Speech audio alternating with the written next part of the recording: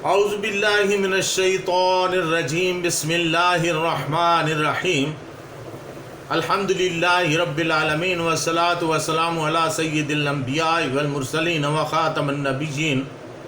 معزز ناظرین، السلام علیکم ورحمۃ اللہ وبرکاتہ۔ جاذب پبلیکیشنز میں خوش آمدید۔ میں محمد سعید جاذب آپ کی خدمت میں حاضر ہوں۔ تعلیم القرآن کا سلسلہ جاری ہے اور میں آپ کی خدمت میں سورہ بقرہ کی تفصیلات و تشریحات پیش کر رہا ہوں۔ ناظرین، آپ سے گزارش ہے کہ اس چینل کو سبسکرائب کر لیجئے تاکہ یہ بیانات آپ تک براہ راست پہنچ جائیں، اور اس کو لائک اور شیئر بھی کیجئے تاکہ اور لوگوں تک بھی اللہ اور اللہ کے رسول کا پیغام پہنچے۔ آج کی نشست میں ناظرین آیت نمبر 13 کی تفصیل پیش خدمت ہے۔ وَإِذَا قِيلَ لَهُمْ آمِنُوا كَمَا آمَنَ النَّاسُ قَالُوا أَنُؤْمِنُ كَمَا آمَنَ السُّفَهَاءُ أَلَا إِنَّهُمْ هُمُ السُّفَهَاءُ وَلَٰكِن لَّا يَعْلَمُونَ۔ اور جب ان سے کہا جاتا ہے کہ ایمان لاؤ جس طرح ایمان لائے لوگ، تو کہتے ہیں کہ کیا ہم اس طرح ایمان لائیں جس طرح بیوقوف لوگ ایمان لائے؟ خبردار، یہی وہ لوگ ہیں جو بیوقوف ہیں اور لیکن وہ نہیں جانتے۔ ناظرین، اس سے پہلے کی آیت میں اللہ تعالیٰ نے ارشاد فرمایا تھا کہ جب ان سے کہا جاتا ہے کہ زمین کے اندر فساد نہ پھیلاؤ، تو وہ کہتے ہیں ہم اصلاح کرنے والے ہیں، ہم تو فساد نہیں پھیلاتے۔ لیکن اللہ تعالیٰ نے فرمایا کہ یہی وہ لوگ ہیں جو فساد پھیلانے والے ہیں اور اس بات کا ان کو شعور بھی نہیں ہے۔ اور اب اللہ تعالیٰ نے یہ فرمایا کہ جب ان سے کہا جاتا ہے کہ ایمان لے آؤ اللہ اور اس کے رسول پر، تو وہ کہتے ہیں کہ کیا ہم اس طرح ایمان لائیں جس طرح بیوقوف لوگ ایمان لائے ہیں، یعنی وہ ایمان لانے والوں کو بیوقوف کہہ رہے ہیں۔ اللہ تعالیٰ نے فرمایا کہ نہیں، بلکہ یہی لوگ بیوقوف ہیں جو ایمان نہیں لاتے اور اس بات کا ان کو علم نہیں ہے، وہ اس بارے میں کچھ نہیں جانتے۔ ناظرین، قرآن کریم نے موالات اور دوستی رکھنے کو بھی زمین میں فساد ہونے سے تعبیر کیا ہے۔ موالات دراصل کہتے ہیں اتحاد، اور مواخات کہتے ہیں دوستی کو، اور کفار کے ساتھ دوستی رکھنے کو اللہ تعالیٰ نے منع کیا ہے، اور کفار کے ساتھ اتحاد بنانے کو بھی اللہ تعالیٰ نے منع کیا ہے۔ اور اس کے برعکس اللہ تعالیٰ نے مسلمانوں کو آپس میں اتحاد کرنے کی ترغیب دی ہے۔ چنانچہ پارہ نمبر 10 سورہ الانفال آیت نمبر 73 میں ارشاد باری تعالیٰ ہے، والذین کفروا بعضهم اولیاء بعض الا تفعلوه تکن فتنۃ فی الارض وفساد کبیر۔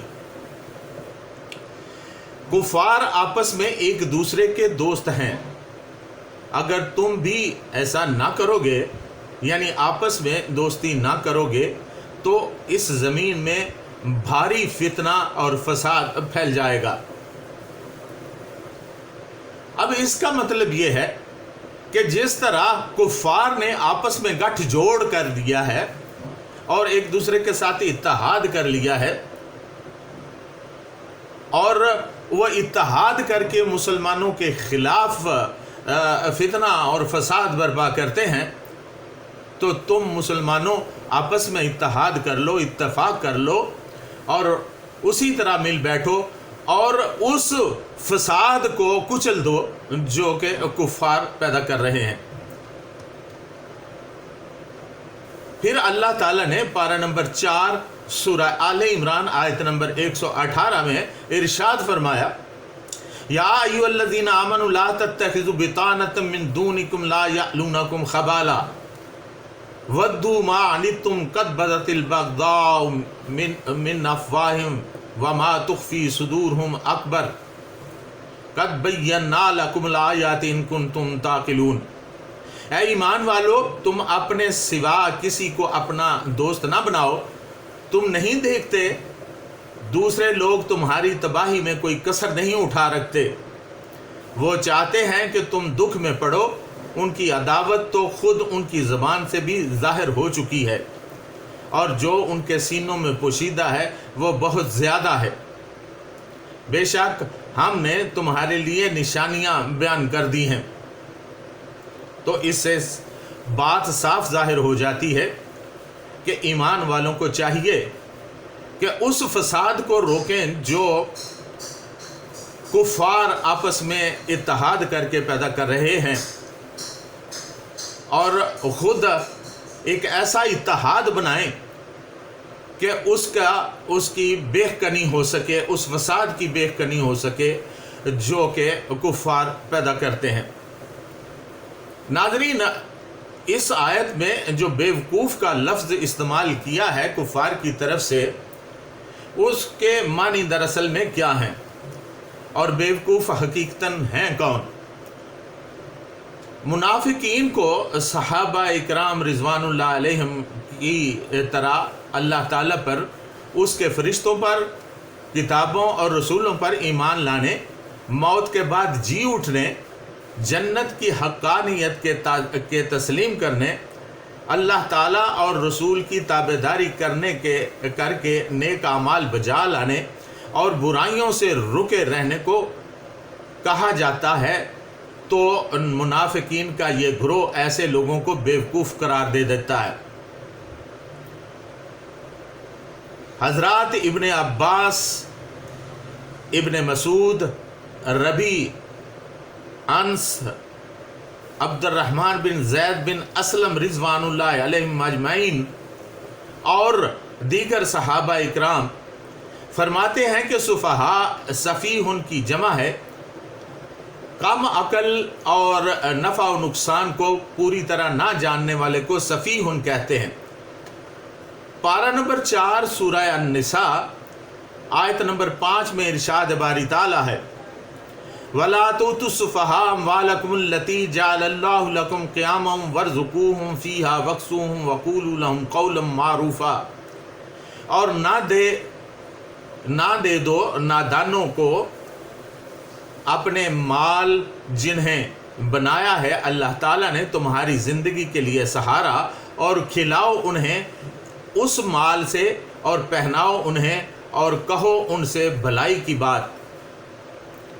ناظرین، اس آیت میں جو سورہ نساء کی میں نے تلاوت کی ہے، اس کے اندر دراصل یتیموں کے بارے میں ذکر ہے کہ یتیم، جب کوئی بچہ یتیم ہو جائے، بچہ یا بچی، تو اس کو اپنے تحویل میں لے لو اور اس کی تربیت کرو، اور پھر ان کے مال کو ان کے لیے سہارا بناؤ اور انہیں اسی میں سے کھلاؤ اور پلاؤ۔ اس کی تفصیل انشاءاللہ آئندہ جب کبھی یہ موقع آئے گا تو بیان کروں گا۔ یہاں عرض یہ ہے کہ عام مفسرین کرام رحمت اللہ علیہم کا قول ہے کہ اس آیت میں سفہاء سے مراد عورتیں اور بچے ہیں۔ جسٹس ریٹائرڈ پیر کرم شاہ صاحب اپنی تفسیر ضیاء القرآن میں لکھتے ہیں کہ وہ لوگ جن کے نزدیک نفع و نقصان اور سود و زیاں جانچنے کی کسوٹی صرف دنیا کا عیش و آرام اور عزت و جاہ ہے، ان کے نزدیک وہ ہستیاں عقل و دانش سے محروم ہیں، جو اپنے دین و ایمان کے لیے سر دھڑ کی بازی لگا دیتی ہیں، لیکن حقیقت میں اس سے زیادہ دانا اور کون ہے جنہوں نے فنا کے بدلے میں بقا کو چنا، جنہوں نے جان دے کر اپنے مالک کی رضا اختیار کر لی۔ ورضوان من اللہ اکبر، اور ان سے بڑھ کر احمق کون ہے جنہوں نے چند روزہ زندگی کی راحتوں کے عوض اپنے آپ کو اپنے رب کریم کی خوشنودی سے محروم کر لیا۔ تو ناظرین، یہ تھی آیت نمبر 13 کی کچھ تفصیل و تشریح جو میں نے بیان کر دی۔ آئندہ نشست کے لیے اجازت، وما علینا الا البلاغ المبین۔